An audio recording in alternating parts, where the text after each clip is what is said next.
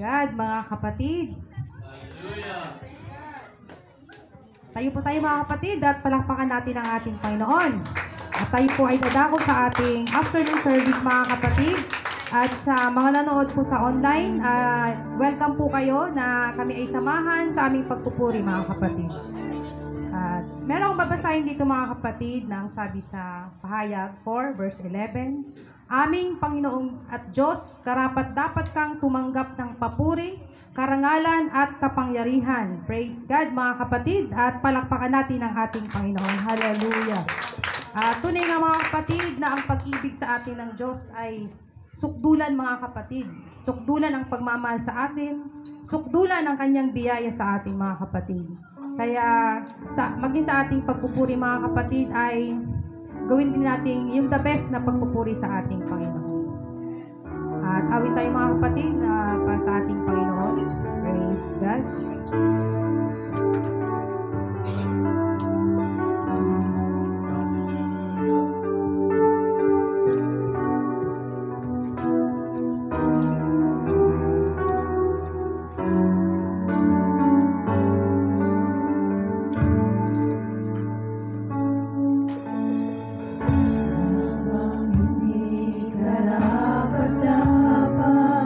Pagpupunan ng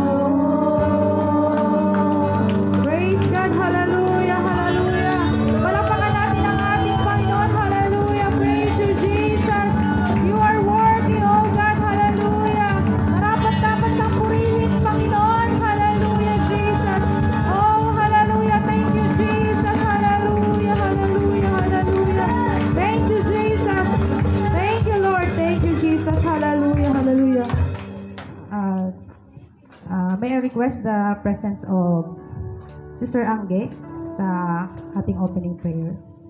Hallelujah. Sige tayo manalangin mga kapatid. Mari po ba natin itaas ang ating mga kamay patungo sa langit. Hallelujah. Mulit-muli, Panginoon Diyos naming buhay, O God. Ikaw ay pinakadakila sa lahat, O Diyos. Ikaw ay aming tinataas, Panginoon, O God. Hallelujah. Wala kang katulad, Panginoon Diyos. Hallelujah. Lord, wala kaming ibang masabi kundi pasasalamat, Panginoon, O God, sa iyong kabutihan sa aming buhay, sa iyong pag-iingat sa amin, Panginoon, O God, sa mga nakaraang araw, Panginoon, O God, sa mga nakaraang linggo, Panginoon, O God, ay hindi mo kami pinabayaan, hindi mo kami ginutom, Panginoon, hindi mo kami iniwan, Panginoon Diyos, O God. Lord, salamat sa lahat ng kasagutan sa aming mga panalangin, salamat sa lahat, Panginoon, ng mga biyaya, Panginoon. Salamat, Panginoon, O God, sa patuloy mong pag-iingat sa bawat isa sa amin, O Diyos. Lord, sa hapong ito, muli kami naririto sa iyong banal na tahanan, O God. Sama-sama kami na itinataas ka, Panginoon. Sama-sama kami, Panginoon, O God, na pinasasalamatan ka, Panginoon, sa kung sino ka sa aming buhay, O Diyos, sa iyong katapatan, Panginoon, na hindi nagmamaliw, Panginoon, sa buhay ng bawat isa sa amin. Lord, O God, hayaan mo na sa gawain ito, Panginoon, maibigay namin ang lahat ng aming kalakasan, Panginoon, O God, sapagkat nararapat ka naming purihin, Panginoon, O God, ng buong kalakasan, O Diyos, dahil wala kaming magagawa kung wala ka sa aming buhay, Panginoon. Kaya, Lord, O God, salamat sa pagkakataong ito na kami nakarating muli, Panginoon, O God, upang ikay pasalamatan, sambahin at purihin, Panginoon Diyos, O God. Lord, O God, naniniwala kami na narito ka na, Panginoon, O God, sa aming kalagitnaan, at naniniwala kami na may gagawin kang maganda sa bawat isa sa amin, Panginoon, sa pagkakataong ito. Kaya to God, hallelujah, ikaw manguna sa aming mga bibig, Panginoon, O God, sa aming mga katawan, Panginoon, at nang maialay namin ang papuri nararapat, Panginoon, O God, para sa iyo lamang. Lord, O God, pakaingatan mo rin ang lahat ng pupunta, Panginoon, O God, papunta pa lamang sa tahanan mo, O God, naway wala silang ma-encounter na anumang hindi kaaya-aya, Panginoon, O God, na magiging hadlang, O God, sa kanilang pagpunta dito. Lord, O God, salamat sa iyong gagawin, sa lahat ng iyong mga gagamitin, Panginoon, sa likuran ng pulpito, sa lahat ng department, sa lahat ng worshipers, Panginoon, O God, sa bawat isa, Panginoon, na narito sa iyong tahanan sa hapong ito, Panginoon. Pagkaisahin mo kami, Panginoon, O God, at na magkaisa kami, magkaroon kami, Panginoon, ng unity, Panginoon, O God, sa aming pagpupuri sa iyo, Panginoon. Hallelujah, lalong-lalo na, Panginoon, O God, sa magdadala ng iyong salita sa hapong ito. Lord, O God, anoint her tongue, Panginoon, O God, hallelujah. At now, Panginoon, O God, Jesus, lahat kami dito, Panginoon, O God, may maramdaman muli, Panginoon, O God, ang revival na nagmumula sa iyo, Panginoon. Dalangin namin ang lahat ng iyong pagkilos sa iyong gawain sa hapong ito, Panginoon. Manguna ka, Panginoon, O God. Balutin mo kami ng iyong presensya at pagmamahal, Panginoon, O God, hallelujah. Lahat ng ito ay aming ginagawa para sa iyong glory, Panginoon, para sa iyong kapurihan lamang. Kaya, Lord, O God, lahat ng ito ay tinataas namin, Panginoon. At Lord, O God, we thank you for all the blessings, for all the answered prayers, O God. We bring this back into your most highly and precious name. In Jesus' name, Amen. Praise God, mga kapatid. At bago tayo makaupo, awit tayo ng isang masayang awit, mga kapatid, habang kinakamayan ng ating mga kapatid. Praise God.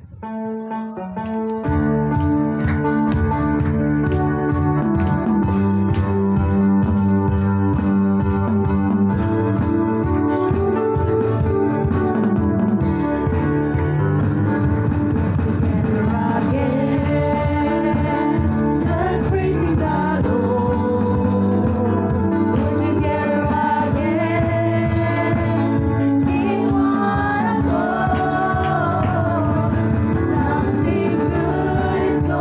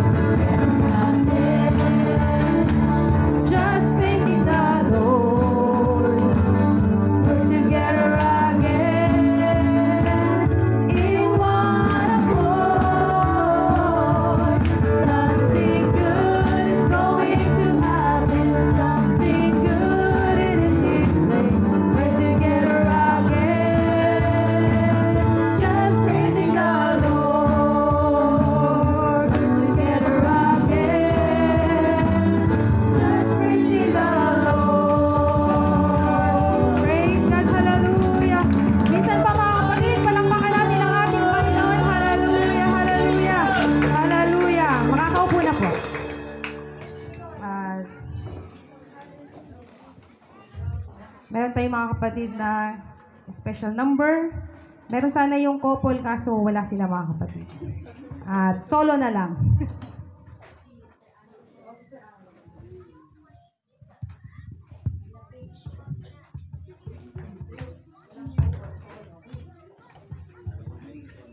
Amen. Purihin nga po natin ang ating Panginoon, mga kapatid. Sige po, palakpakan po natin ang ating Panginoon.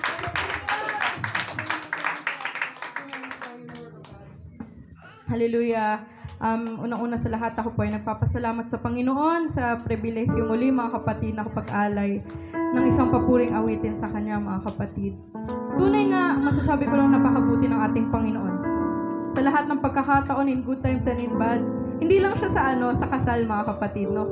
Masasabi rin natin, Panginoon, napakabuti mo sa akin. Through good times and in bad, mga kapatid, hindi nagkulang ang ating Panginoon sa ating buhay. Kaya kung iisipin lamang natin, mga kapatid, napakabuti mo, Panginoon. Minsan, di mo alam kung anong gusto mong gawin. Gusto mong sumigaw. Gusto mong tumakbo minsan, mga kapatid. Kasi sobra-sobra. Nag-uumapaw yung kabutihan niya sa ating buhay. Kaya sa pamamagitan ng awiting ito, mga kapatid, alam na ng karamihan sa atin to, but let us digest, mga kapatid, ang mensahe ng awiting ito at isipin natin ang kabutihan ng Panginoon sa ating buhay. Malayo po kayong makipagpuri sa akin habang inaawit ko po ang mga awiting ito.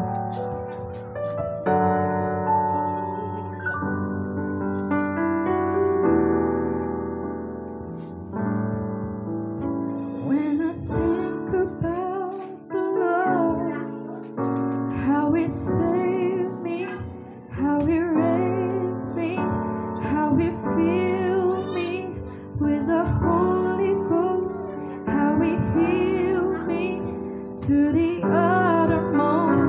When I think about the Lord, how He picked me up and turned me around, how He placed my feet on solid ground.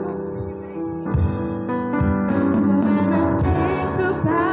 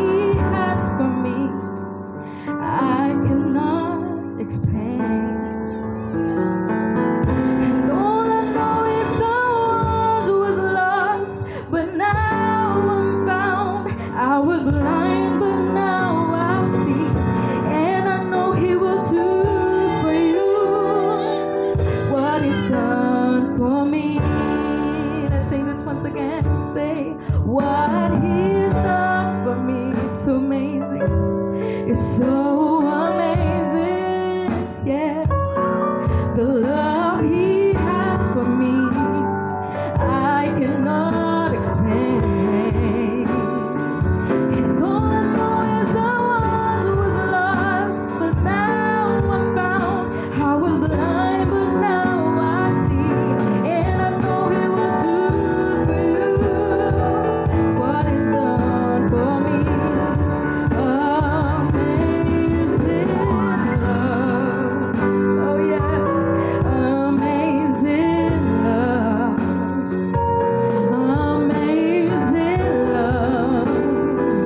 And amazing love. All I know is I once was lost, but now I'm found. I was blind, but now I see. And I know He will do for you what He's done for me. Say, amazing love. Amazing love. Oh God, amazing love. Amazing love. All I know is I once was lost, but now I'm found. I was blind, but now I see. All I know to do for you what He's done for me. And I know He will do for you what He's done for me. And I know He will surely do to you what He's done for me. Amen. To God be all the glory.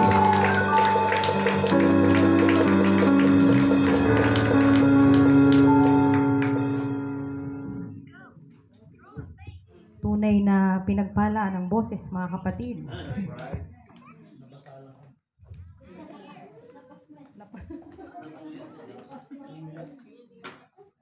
At wala naman sigurong bisita, mga kapatid, at dadako na tayo sa ating tithes and offerings. Tayo mga kapatid at idukot sa bulsa ating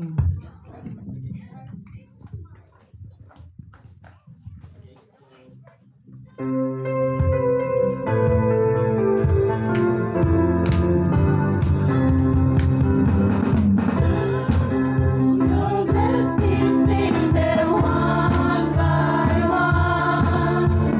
Now your blessings see what God has done. Now your blessings bring them one by one. Now your many blessings see what God has done. Your blessings make them one by one. Now your blessings see what God has done. Now your blessings make them one by one. Now your many blessings see what God has done. Now your many blessings see what God has done.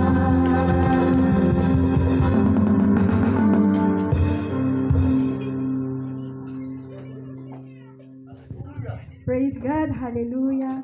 Thank you, Lord. Thank you, Jesus. Muli, Lord, sa hapon ito, Panginoon. Narito kami, Panginoon, upang ikaw'y aming muling pasalamatan. Purihin, Panginoon, sa iyong dakilang gawa, O God. Thank you, Jesus, sa mga pagpapala, O God. Hallelujah. Lord, pagpalain niyo po, Lord, ang aming handog sa iyo, Panginoon. Hallelujah. Lord, pagpalain niyo, Panginoon, ang mga nag-abot, Panginoon. Ibalik, Lord, siksik-liglig, O God. Hallelujah. Gayon din po, Panginoon, sa mga hindi nakapag-abot, Lord. Bigyan niyo po sila, Lord, ng pagkukulang, Panginoon, upang susunod sila ay makapag-abot, O God. Thank you, Jesus. Thank you, Lord. Muli, ang lahat ng papuri at pasalamat ay ibinabalik namin, Lord, sa iyong dakilang pangalan, O God. In Jesus' name, Amen. Praise God, mga kapatid. At tayo ay tutuloy na sa ating pagpupuri sa ating Panginoon. Lahat ng magsabi ng handa na ay Hallelujah! Praise God! Umpisa na natin mga kapatid ang ating pagpupuri sa ating Panginoon.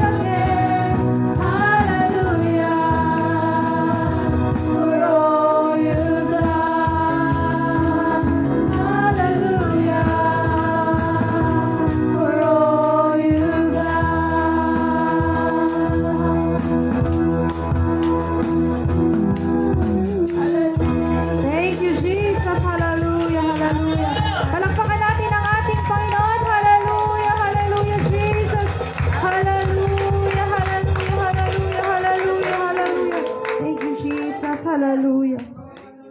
Praise God mga kapatid na tunay nga mga kapatid na sa ating mga kasalanan, tayo ay tinubos ng ating Panginoon mga kapatid doon sa krus ng Kalbaryo mga kapatid. Binura lahat ng kasalanan ng mga tao mga kapatid at tayo inibig ng Diyos mga kapatid. Kaya ang pagmamahal ng Diyos sa ating mga kapatid ay walang katulad. Kaya dapat lamang mga kapatid na siya ay ating papurihan mga kapatid. Yung taus-pusong papuri mga kapatid para sa Kanya. Sapagkat ang pag-ibig ng Panginoon, mga kapatid, ay walang hanggan. Praise you, Jesus. Hallelujah.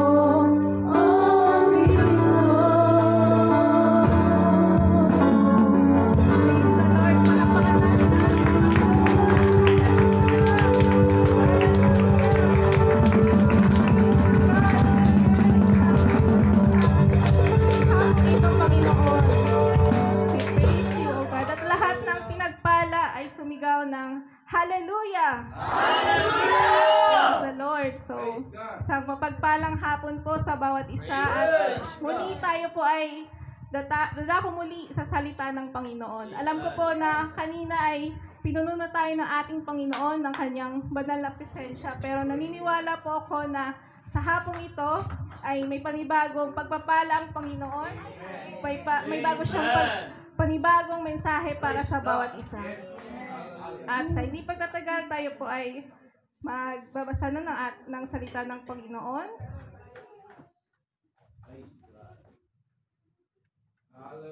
Sa Romans 8, verse 28, sabi po dito, "And we know that all things work together for good to them that love God, to them who are called according to His purpose."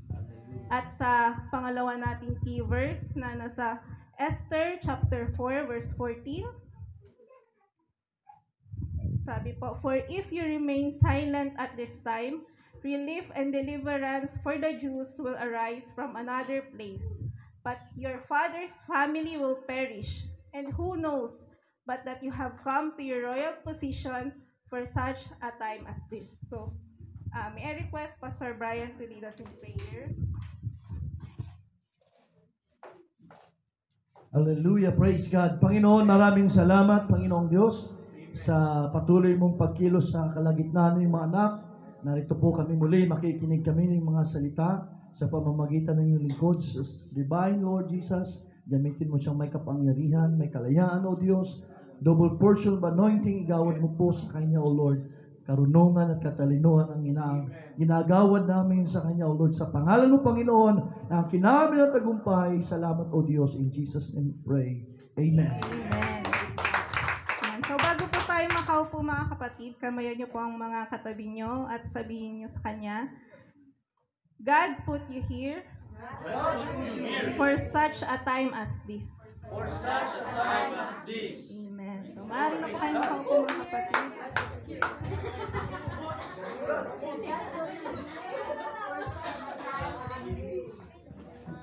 So, ang title po natin, yun mga kapatid, God put you here for such a time as this. So, sa Tagalog, dinala ka ng Panginoon dito para sa panahong gaya nito. So, yung pag-aaralan po natin mga kapatid para sa hapong ito ay tungkol kay Queen Esther. So, matatagpuan siya sa Book of Esther. And alam nyo ba mga kapatid na itong libro ng Esther na ito sa Bible ay sinasabing unique. Dahil ito lamang daw yung tanging libro sa Biblia na hindi nabanggit ang pangalan ng Diyos kahit minsan.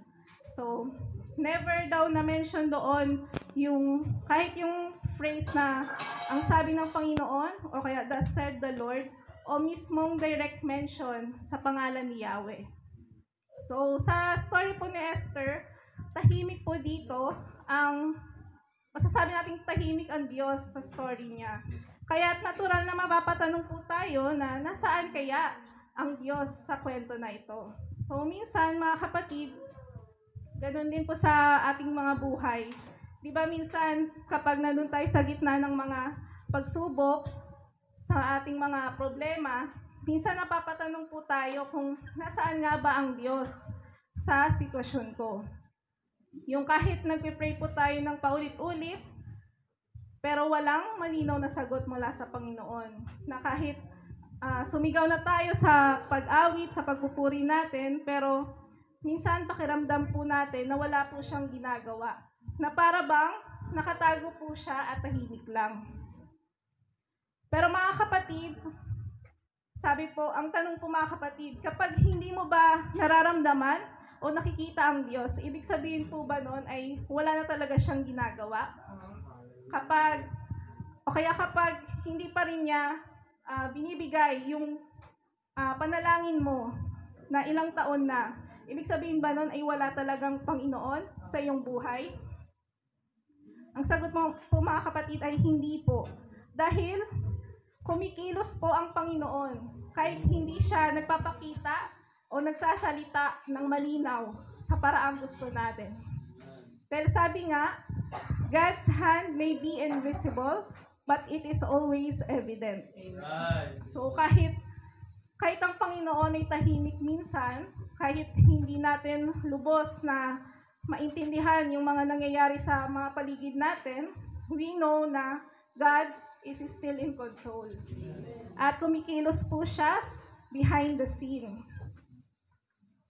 At yung character po ng ating Panginoon ay hindi po kailanman nagbabago dahil ating Panginoon ay tapat pa rin sa kanyang mga pangako. Sabi nga niya, hindi niya po tayo pababayaan. Sabi sa Deuteronomy 31:6, hindi kita iiwan, ni pababayaan. Minsan baka hindi lang natin napapansin o na-appreciate, pero araw-araw po, sapat pa rin ang kanyang biyaya para sa atin.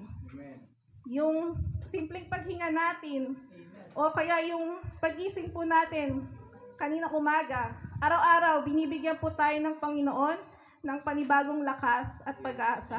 At lahat ng yan, mga kapatid, ay mga malinaw na paalala na ang Panginoon po ay tapat at mabuti sa atin.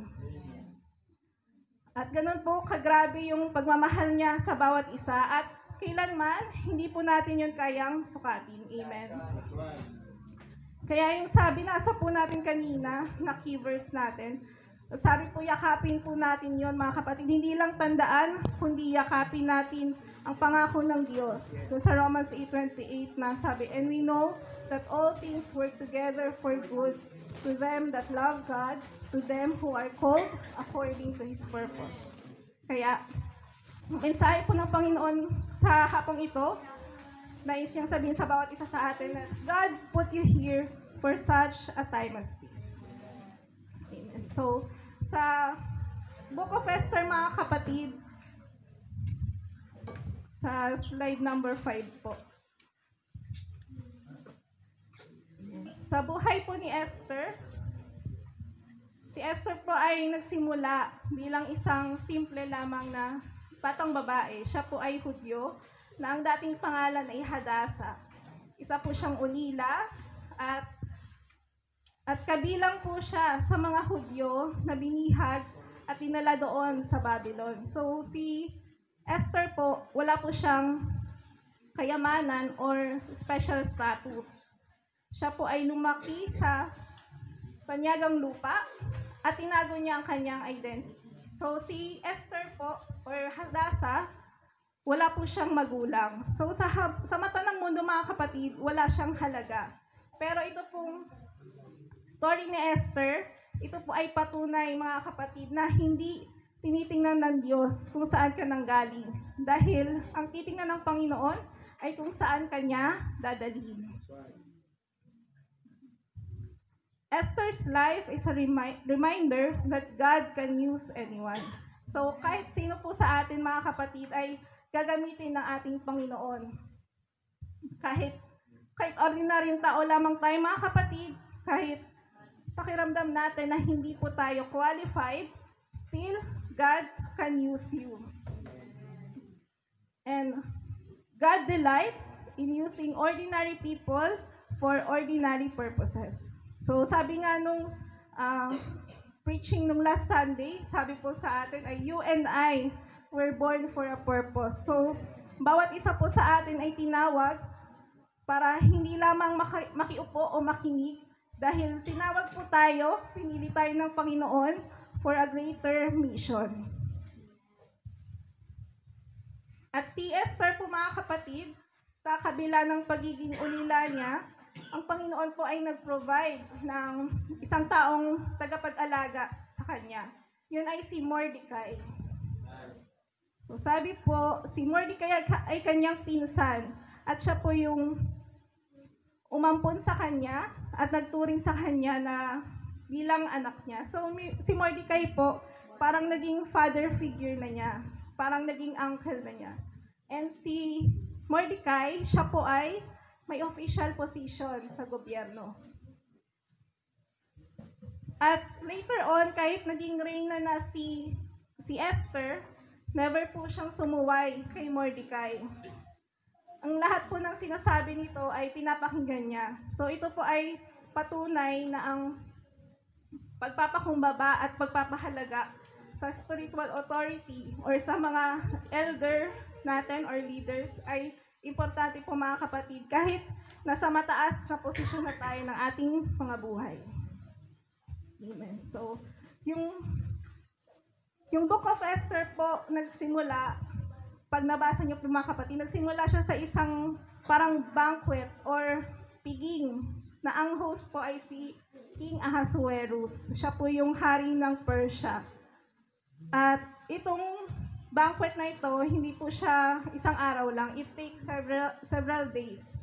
At kaya siya nag-host ng gantong party ay para gusto niyang ipakita o ipamalas ang lahat ng kanyang kayamanan at kapangyarihan. At kasama na doon ang kanyang asawang si Queen Vashti.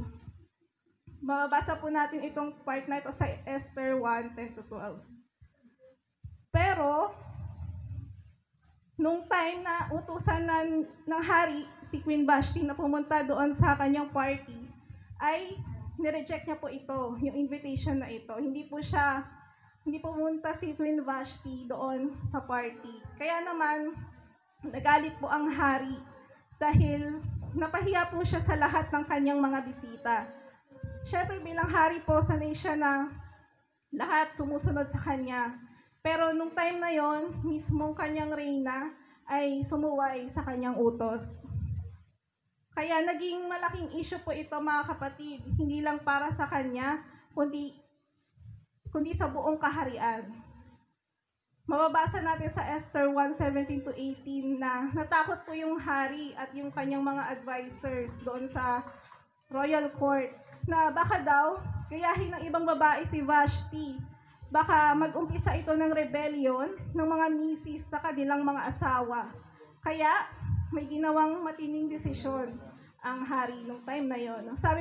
Sabi ng hari sa Esther 1:19, sabi po doon, tanggalin siya bilang reyna at ibigay ang posisyon niya sa mas karapat-dapat.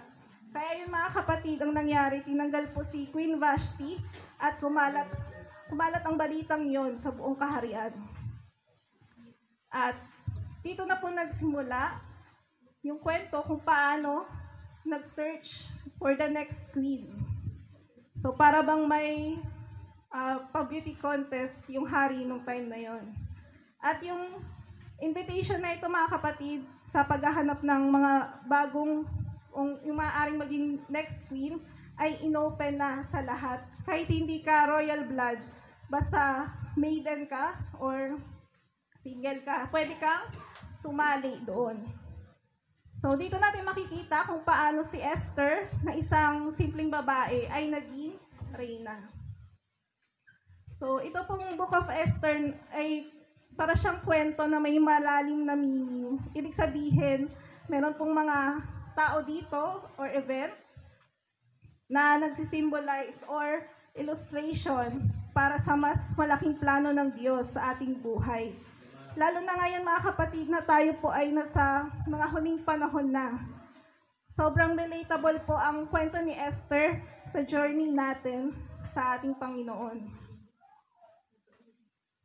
At doon sa Esther chapter 2, 3-4, doon natin mababasa na hindi na kailangan ng royal bloodline para maging sunod na reyna. So ang kailangan lamang daw ay yung tunay na pagmamahal sa hari.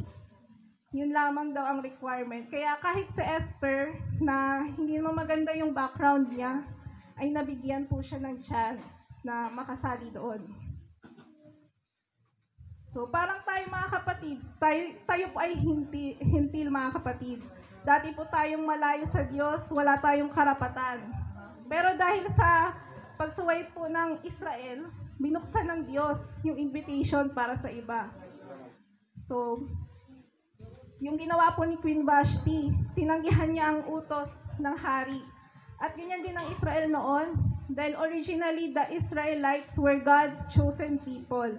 But they rejected the Lord. Kaya po ang Diyos, pinili niya ang iba. Yung mga taong dati ay walang karapatan, pero ngayon, binigyan na niya ng access sa kanyang kaharian. So, ang pinaka-lesson sa part na ito, mga kapatid, kung patuloy daw po nating i-deny o susuwayin ng Diyos, hahanap siya ng iba. Because God is always looking for someone else who is willing to say, yes, Lord. Sabi nga, availability is greater than ability.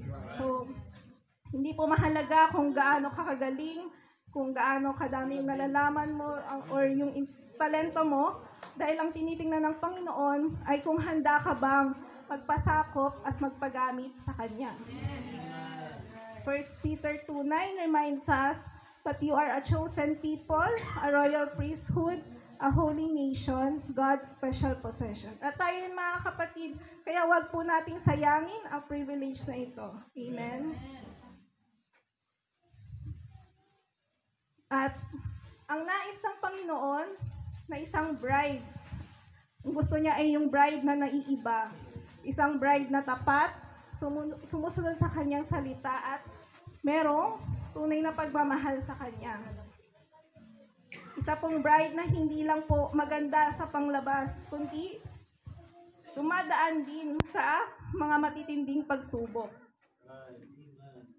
Sabi nga sa Matthew 22 verse 14, "For many are called, but few are chosen." So marami ang tinatawag ng Diyos, pero iilan lang yung mga nagpapatuloy hanggang sa huli. Kaya habang tinatawag niya tayo, mga kapatid, tandaan natin na hindi pa po tapos ang laban dahil sinusubok pa tayo ng Panginoon.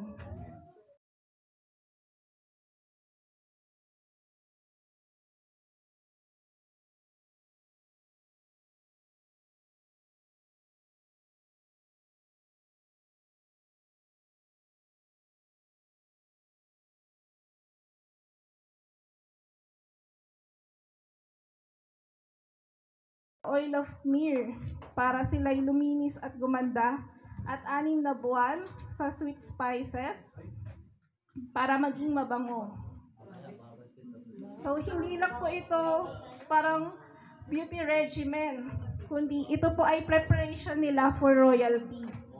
So, ang Panginoon, mga kapatid, gusto rin na ganito ang gawin natin, mga kapatid, na habang tayo naghihintay sa pagbabalik ng ating Panginoong Hesus, nais niya na baguhin niya tayo sa pamamagitan ng kanyang banal na spirito.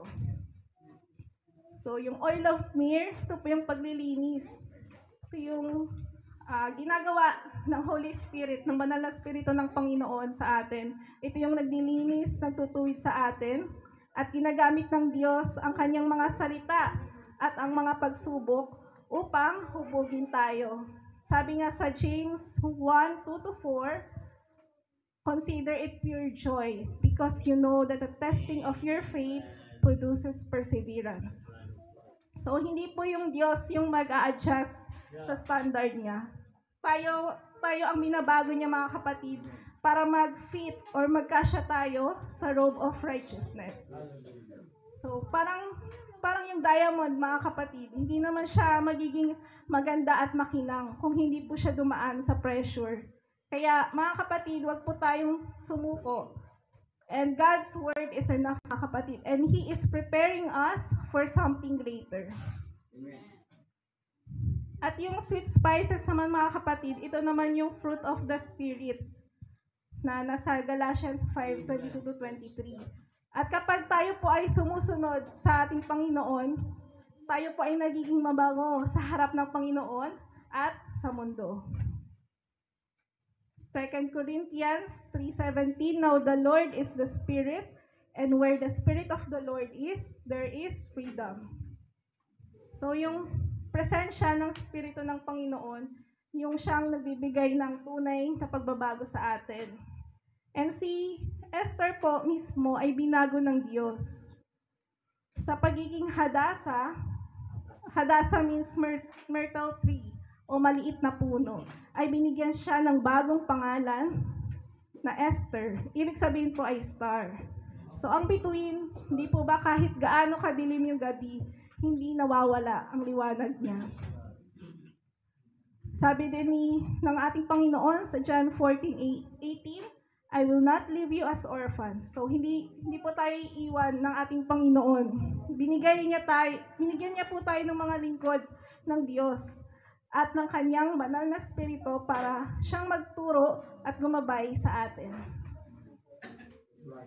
At doon naman po sa Esther 2:15, ito naman po yung si Esther, wala siyang hiningi kundi ang ipinayo ni Haggai. So, yung mga babae po, maiden, pwede po silang humingi ng mga kailangan nila kay Haggai. Si Haggai po yung tagapangalaga, parang siya yung caretaker ng mga candidate na babae doon. So, pwedeng humingi ng kahit ano sa kanya. Pero si Esther, sabi po dito, wala po siyang hiningi, kundi sinunod niya lang yung payo ni Haggai. So, sa ating mga kapatid, sapat na po na sumunod tayo sa sinasabi ng salita ng Diyos para malugod natin ang ating Panginoon.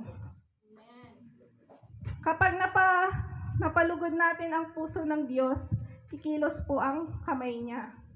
Esther 2:17, and the king loved Esther above all the women, and she obtained grace and favor in his sight. Amen. So, sa story na to mga kapatid, kung merong bida, merong kontrabida. So, nung time na si Esther ay naging reyna na, siya na po yung pinili na susunod na reyna. Ando na po siya sa isa sa pinaka mataas na posisyon sa kaharian. Pero wag daw po tayong magpadala sa illusion na kapag tayo'y pinagpala na, ay wala ng problema. Sabi nga, kapag itinataas tayo ng Diyos, laging may kaaway na magtatangkang magpabagsak sa atin. So, sa buhay po ni Esther, yun ay si Haman. Si Haman po ay hindi lang simpleng opisyal, siya po ay parang prime minister, isa sa may pinakamataas na posisyon bukod sa hari doon sa Persia. Sa sobrang taas ng posisyon niya, punong-puno po siya ng pride. Gusto niya lahat ng makakita sa kanya, kapag dadaan siya ay yuyuko sa kanya at sasamba. Para ba siyang pinigad sa paningin ng mga tao. Pero may isa pong tao na hindi yumuko sa kanya, yun ay si Mordecai, yung tiyo ni Esther. So, bakit hindi yumuko si Mordecai doon kay Haman? Hindi po dahil sa pride o kayabangan, kundi dahil siya po ay Hudyo. At sila po, ang tanging sinasamba lang nila at luluhuran ay isa lang, kundi ang Diyos ng Israel. So, di ba napaka-simpleng bagay, mga kapatid, isang simpleng pagyuko, pero dahil sa hindi pagsunod ni Mordecai, sobrang nagalit po si Haman. So, hindi po ito simpleng galit lang mga kapatid, dahil pinersonal niya ito. Dahil lang sa hindi siya niyukuan ng isang Hudyo. Kaya naman, si Haman po nagpa-approve ng parang batas or decree na patayin si Mordecai. At hindi lang po si Mordecai, kundi lipulin ang buong lahi ng mga Hudyo sa buong kaharian. So, kadalasan po mga kapatid, yung kaaway, hindi po satisfied lang na tayo lang yung aatakihin nila. Dahil kapag inatakin po nila tayo, target din nila na sirain ang ating pamilya, ang ating pananampalataya at ang ating purpose. So lahat po tayo merong Haman sa ating buhay. Mga problema, mga tukso, sakit, o kaya mga sitwasyon na gusto tayong sirain. Pero tandaan natin mga kapatid, ang pangako ng Diyos, Isaiah 54:17, no weapon formed against you shall prosper. At nung lumabas na po yung utos ni Haman, ito po ay sinelyuhan na ng singsing ng hari. Kaya naman nagluksa yung lahat ng Hudyo. Umiyak sila po ay nag-ayuno, nagsuot ng sako at abo, na para bang wala ng pag-asa sa buhay nila. So dito natin makikita, mga kapatid, yung challenge na pinararanas sa atin ng Panginoon. Hindi po ibig sabihin na may problema tayo, ay ibig sabihin na wala na tayo sa kalooban ng Diyos. Sa katunayan mga kapatid, ginagamit ng Panginoon yung mga challenges sa ating buhay para lalo po tayong lumapit at magtiwala sa Kanya. At para mailabas ang purpose kung bakit ka nilagay dyan ng Panginoon. Pero kahit ganun ang nangyari sa mga taga-Israel, ang Diyos po ay may itinanim na reyna sa mismong palasyo ng kaaway. So kung kasama natin ang Diyos, mga kapatid, walang plano ng kaaway ang magtatagumpay. Ang kailangan lang natin gawin ay tumayo at lumaban.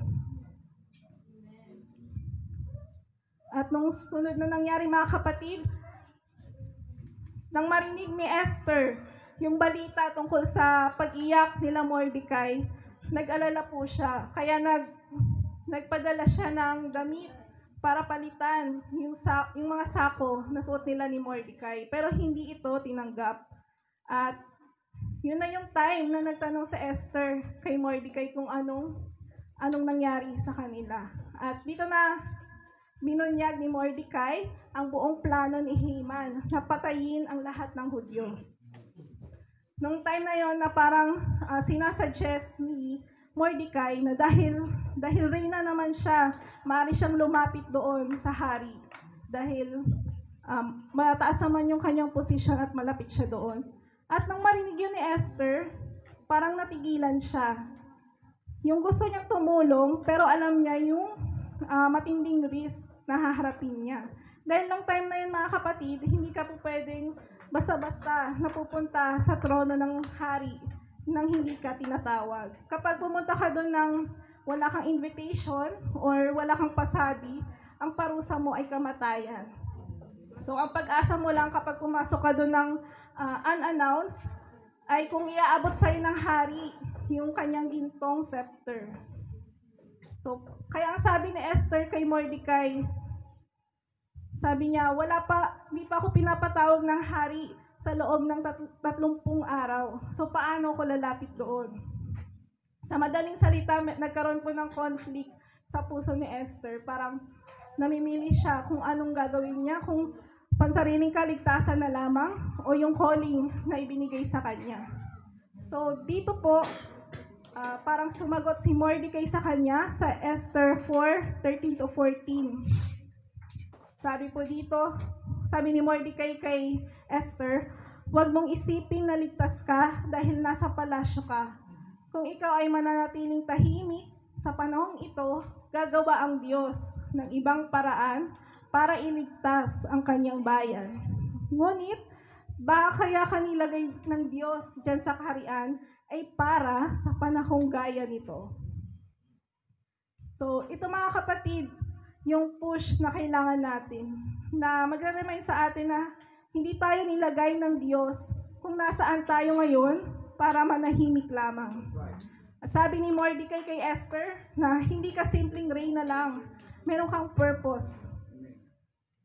At ito pa yung ibang malinaw na paliwanag doon sa sagot ni Mordecai, na ang pagiging reyna niya ay hindi siya shield mula sa problema. Kasi kahit mananahimik lang siya, damay pa rin siya. Kasi isa po siyang Hudyo. So minsan, inakala po natin na ligtas na tayo sa ating buhay Kristiyano. Pero hindi, mga kapatid. Kung tayo tatahimik lang, kung wala po tayong gagawin, mamamatay po sa atin yung calling ng Diyos na inilagay niya. Gagamit ang Diyos ng iba. Kahit hindi sumunod si Esther, hindi po matitigil yung plano ng Diyos. Dahil gagamit pa siya ng iba. Pero yung magiging effect nun sa atin, sa mga hindi sumunod, mawawala sa atin yung honor and blessing na inilaan ng Diyos para sa iyo. At minsan, ang dahilan natin, busy kasi tayo, o kaya natatakot tayo, kaya nagiging tahimik na lamang tayo, mga kapatid. Minsan, nasasabi natin na wala rin namang mangyayari kahit mag-share ako sa kanya. Ayaw naman niya makinig, kaya hayaan ko na lang siya na gano'n. So, maaring gano'n yung pakiramdam ni Esther. Parang naramdaman niya na sobra na yung bigat ng role niya doon at ayaw niyang humarap sa responsibilidad niya para sa bayan. Pero tulad ng paalala po ni Mordecai, hindi po tayo nilagay ng Diyos kung nasaan tayo ngayon para manahimik lamang. Huwag natin sayangin yung pagkakataon, mga kapatid. Dahil hindi po aksidente na nilagay ka ng Diyos dito sa iyong pamilya, sa iyong trabaho, sa iyong eskwelahan, at sa iyong ministry, mga kapatid, for such a time as this. Don't let your fear silence your calling. Don't stay silent. Step into your calling. Hayaang gamitin tayo ng ating Panginoon. At ang nangyari, mga kapatid, yung mga sinabi ni Mordecai, tumagos po sa kanyang puso. Kaya naman si Esther, nag-decide na siya na tanggapin yung calling niya. Pero nung time na yon, hindi na po siya umasa sa kanyang sarili o kaya sa kanyang kapangyarihan bilang reyna. Dahil alam niya, mga kapatid, yung laban na iyon ay labang espiritual. Kaya bago po siya kumilos, siya ay nag-utos muna sa kanyang mga kalahi na naging turning point po ng kwento sa Esther 4:16. Sabi niya, magtipon kayo ng lahat ng mga Hudyo na matatagpuan sa Susan at kayo'y mag-ayuno para sa akin. Huwag kayong kakain o iinom sa loob ng 3 araw, gabi at araw. Ako at ang aking mga alipin ay mag-aayuno rin gaya ninyo. At saka ako pupunta sa hari kahit labag sa batas. At kung ako'y mapapahamak, ako'y mapapahamak. So, nag-iba na ang focus niya dito, mga kapatid, hindi na para sa personal safety niya lamang, kundi sa Diyos at sa kanyang bayan. So, sila po ay nag-prepare, sila po ay nag-fast and prayer, mga kapatid, dahil alam niya, yung laban nilang yon ay hindi political o physical na laban, kundi spiritual. Hindi siya umasa sa ganda niya o sa title niya bilang reyna, kundi nakiisa siya sa corporate prayer ng kanyang bayan. So, sinurrender na nila yung laban na yon sa kamay ng Diyos.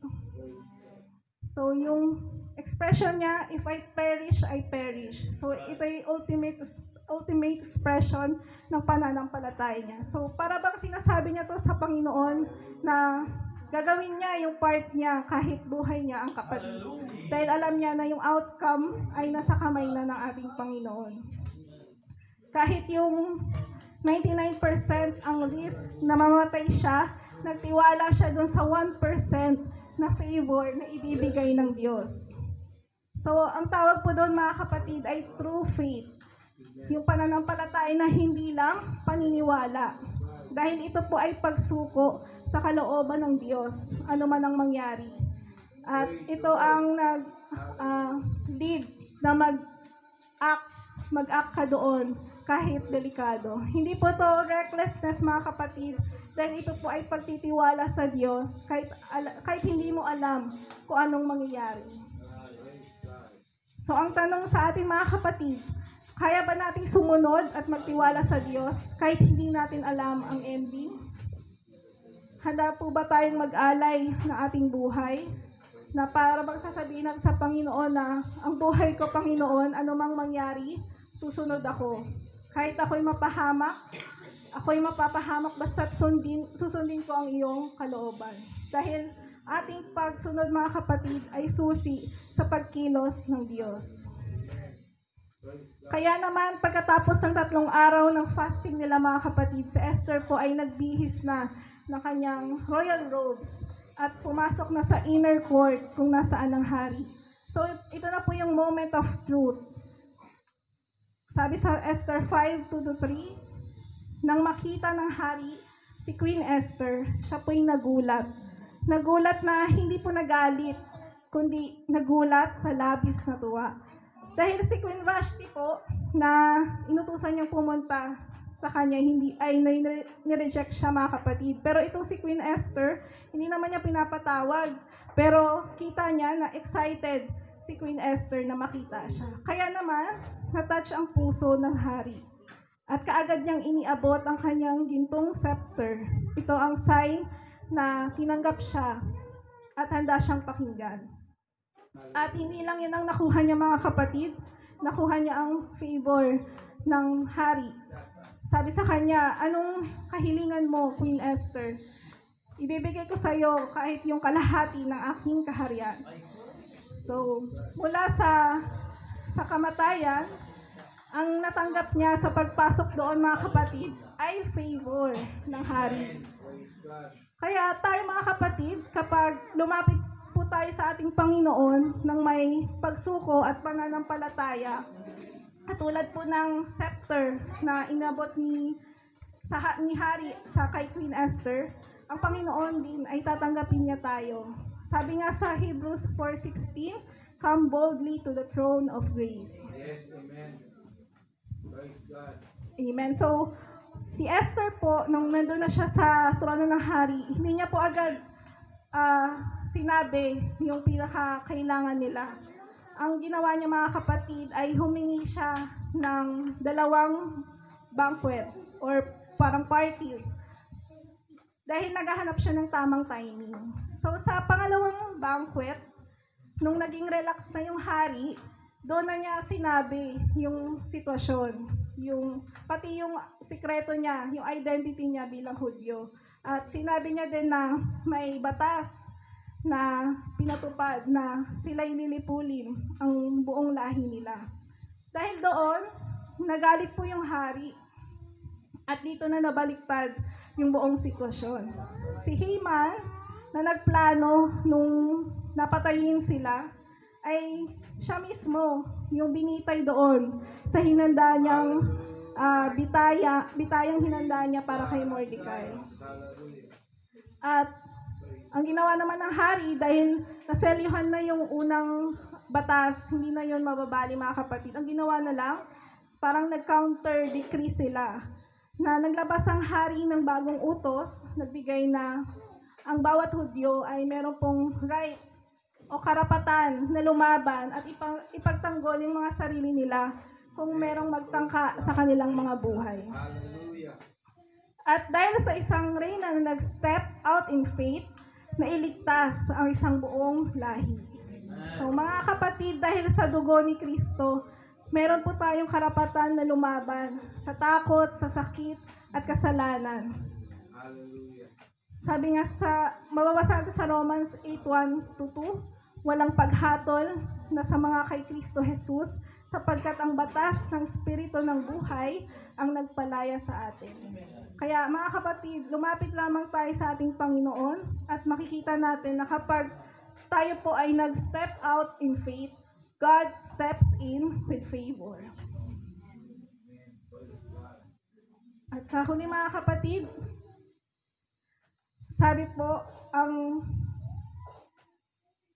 po sa ating mga kapatid, trust God where you are. Amen?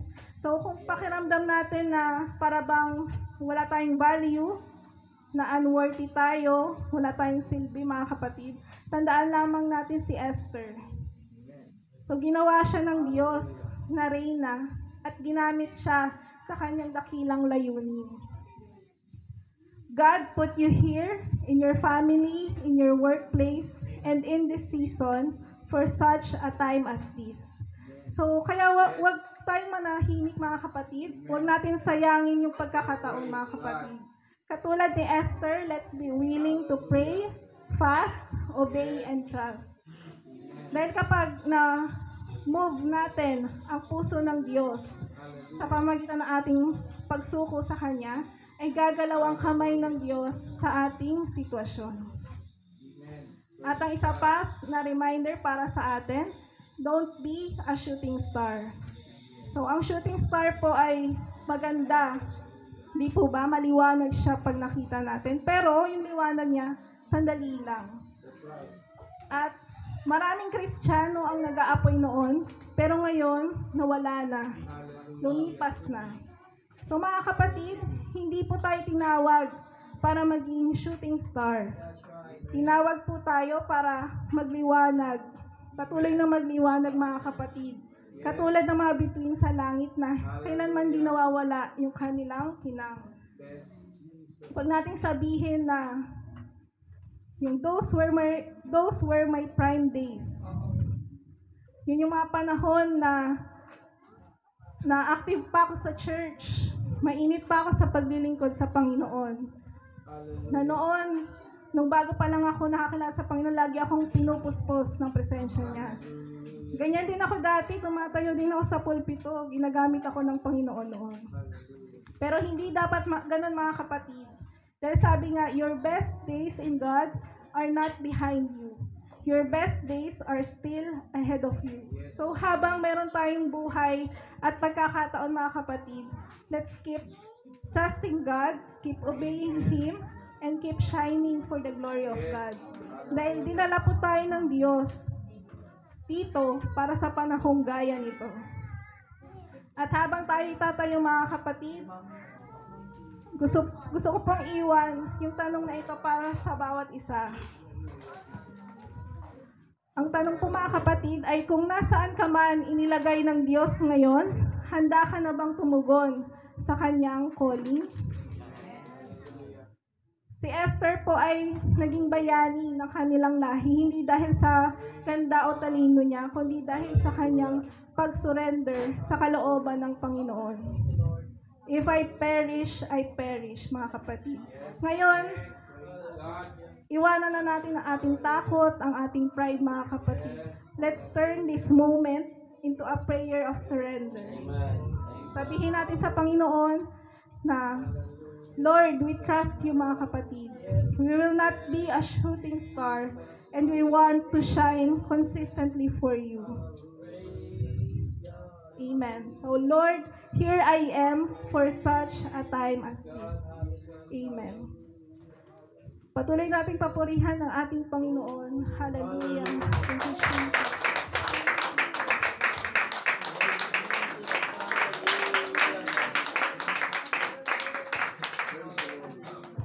Praise the Lord. Palakpakan natin ang Panginoon, mga kapatid. Amen. Praise God, yung magandang palakpak. Hallelujah. Praise God. Amen. Hallelujah. Praise the Lord. Hindi mga kapatid, hindi nagkamali ang Diyos na tayo'y tinawag niya, na tayo'y dinala dito sa lugar ito. Amen. Dahil sa napakalaking purpose ng Panginoon. Amen. Minsan nakakaramdam tayo mga kapatid na akala natin wala yung presence ng Diyos. Minsan nakakaramdam tayo ng drought mga kapatid, kalumbayan, amen, kahinaan. Pero remember the Word of God. Amen. Remember this message mga kapatid. Hallelujah. Nakakala natin wala ng pag-asa. Pero dahil sumunod, ginawa lang natin ang kalooban ng Panginoon. Ginawa lang nila yung kalooban ng Panginoon. Praise God. Yung blessing, amen, yung favor, amen, ibinigay ng Panginoon. Of course, sa atin ngayon mga kapatid, mas higit doon kila Esther mga kapatid. Yung grasya ng Panginoon ay naranasan natin. Yung kahabagan ng Panginoon, mga kapatid. Hallelujah. Ang kanyang sukdulang biyaya ay naranasan natin. Dahil ang Diyos ay nahabag sa isang katulad ko, sa isang katulad natin, mga kapatid. Hallelujah. Kaya tayo, mga kapatid, wala tayong may pagmamalaki. Ano man ang naabot natin, praise God, isa lang kapatid, ang gagawin natin habang tayo'y nabubuhay, maglingkod tayo sa Panginoon, manatili tayo sa Kanya, hayaan natin ang purpose ng Panginoon, amen, ang gumawa, hallelujah, sa bawat buhay na mayroon sa oras na ito. Come on, let's open our hearts, mga kapatid. Come on, hallelujah. Praise God, come on. Hallelujah, hallelujah. Huwag tayong mangimagod sa paggawa ng kabutihan ng kalooban ng Panginoon. Hallelujah. Hallelujah. Sabi ng Biblia, gawang ka man ng masama, huwag kang gaganti. Hayaan natin ang Diyos ang gumanti. Come on! Hayaan natin ang Panginoon Sabi ng Panginoon, mga anak ko, huwag kayong magigantihan. Akin ang pag-iiganti. Come on! Hallelujah! Oh, Jesus! Come on! Amen.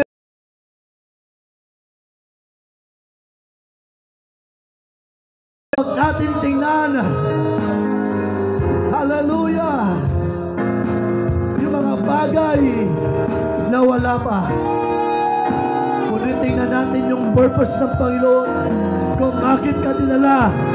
Kung bakit ka tinawag ng Panginoon. Come on! May nais ipagawa ang Panginoon sa iyo. Hallelujah! Hallelujah! Hallelujah! Come on! Hallelujah! Umpisaan mong purihin ang pangalan ng Panginoon. Come on! Come on, Asian family. Just worship the name of the Lord. Yes, hallelujah! Hallelujah! Come on! In the name of Jesus! Hindi pa tapos ang Panginoon.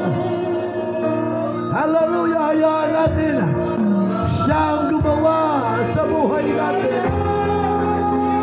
Hallelujah! Hallelujah! Come on, Jesus! Hallelujah!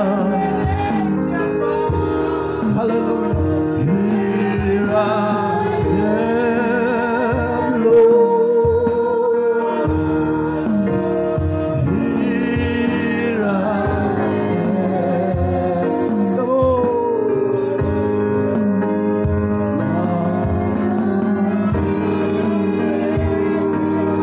Hallelujah. Come on. Here I am, Lord. Here I am. Come on. Oh, hallelujah. Here I am. Hallelujah. I give all myself to you. Here I am. Here I am. Hallelujah. Here I am, Lord. Here I am. Hallelujah. Let your spirit speak to me. Here I am. Pwede ba natin iunat ang ating mga kamay sa Panginoon? Here I am, Lord. Here I am. Here I am, Lord. Here I am. Come on. Panginoon, narito kami. Gamitin mo kami, Panginoon. Hallelujah. Ano mang kalagayan, ano mang sitwasyon ng buhay ng bawat isa, Panginoon, gamitin mo po kami.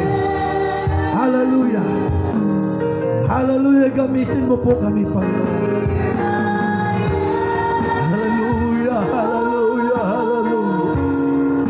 Sa aming mga katrabaho, sa aming mga kaklase, sa aming mga kaibigan, use me, Lord. Hallelujah. Gamitin mo kami, Panginoon. Hallelujah. Hallelujah. Here I am, Lord. Sige mga kapatid, huwag mong pigilan. Huwag natin pigilan. Let's commit our heart, our life. Let's dedicate in the name of Jesus. Hallelujah. Yes, Lord. Yes, Lord.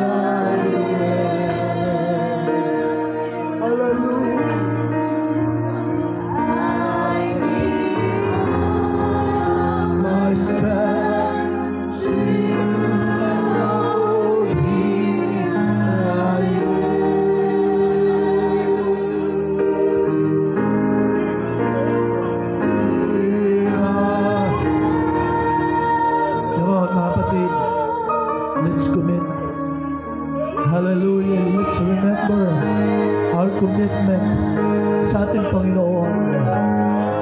Come on, hallelujah. Yes, hallelujah. In the name of Jesus. Come on, church. Hallelujah. Patuloy na pinatutunayan ng Panginoon ang kanyang pag-ibig. Hallelujah. Hallelujah. Hallelujah. Hindi nagkamali ang Panginoon na tayo'y tinawag, na tayo'y hinirang because mayroong purpose ang ating Panginoon. Hallelujah. Hallelujah. Hallelujah. Jesus. Jesus.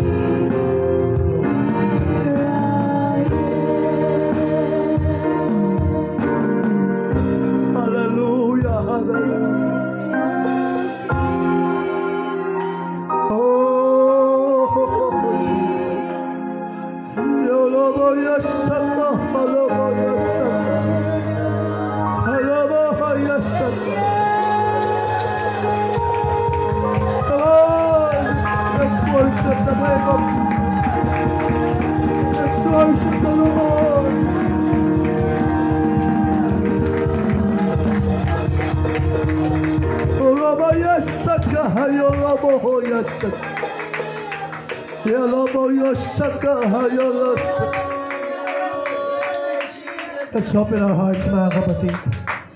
Amen. Hallelujah. In the name of Jesus. In the name of Jesus. Open our hearts today. In the name of Jesus. Yes, come on. Oh, hallelujah. Thank you, Lord, for your presence. Yeah. Yes, come on. In the name of Jesus. Hallelujah, hallelujah, hallelujah. Oh, Jesus. Hallelujah, hallelujah, hallelujah. Oh, Jesus. Thank you, Lord.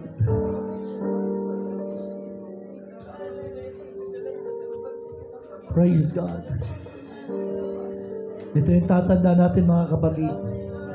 Ang paglilingkod natin sa Panginoon ay hindi paluging pamumuhay. Ang paglilingkod natin sa Panginoon ay hindi pag-aaksaya lamang ng oras. Hindi lamang sa walang kabuluhan, mga kapatid. Hallelujah.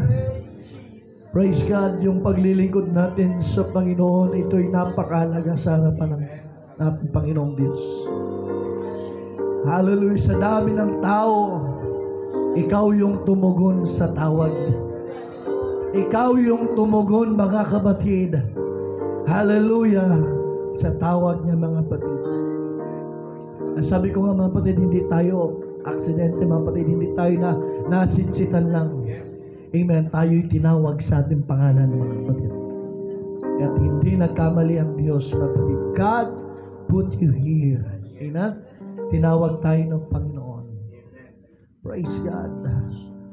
Don't blame God or sino man, someone, mapatid. Hallelujah na ganito ang buhay natin. No.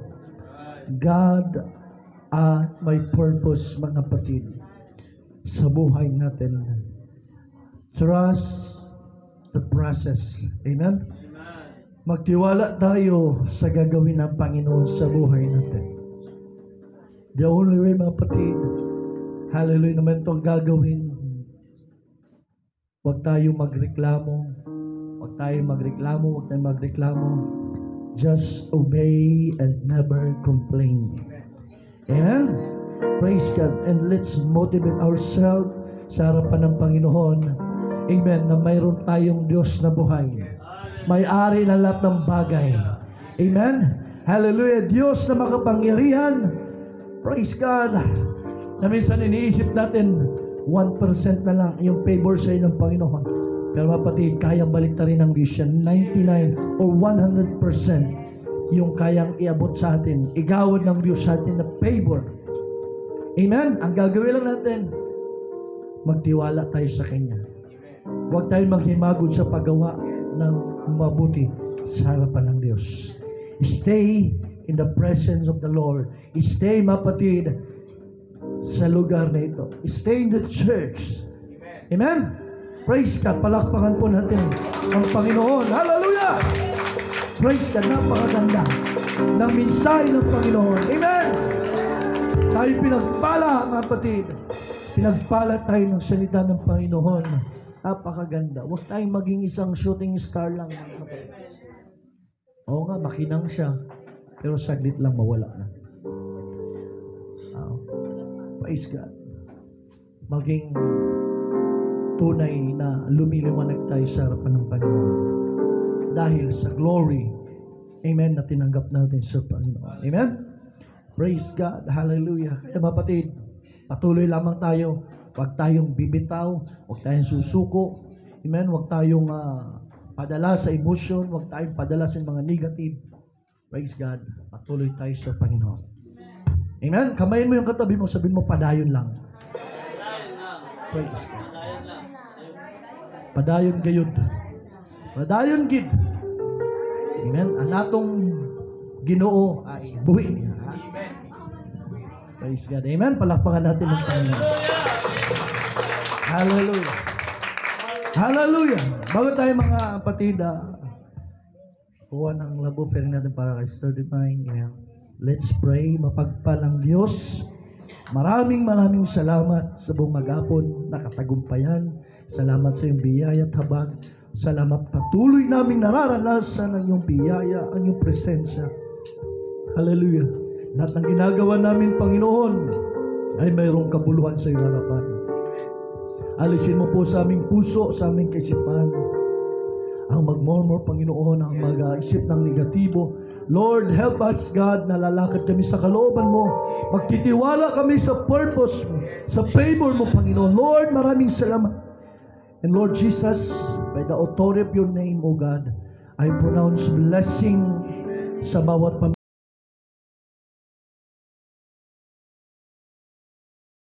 Portions of blessing. Igawad mo siya, mga anak, O Lord. Double portion of favor, Lord. In the name of Jesus. Lord, maraming salamat po sa tagumpay, sa ginamit mo. Mga ngaral, Panginoon Sir Divine, patuloy mo siyang pagpalain. Hallelujah. Gawad mong desire ng kanyang puso.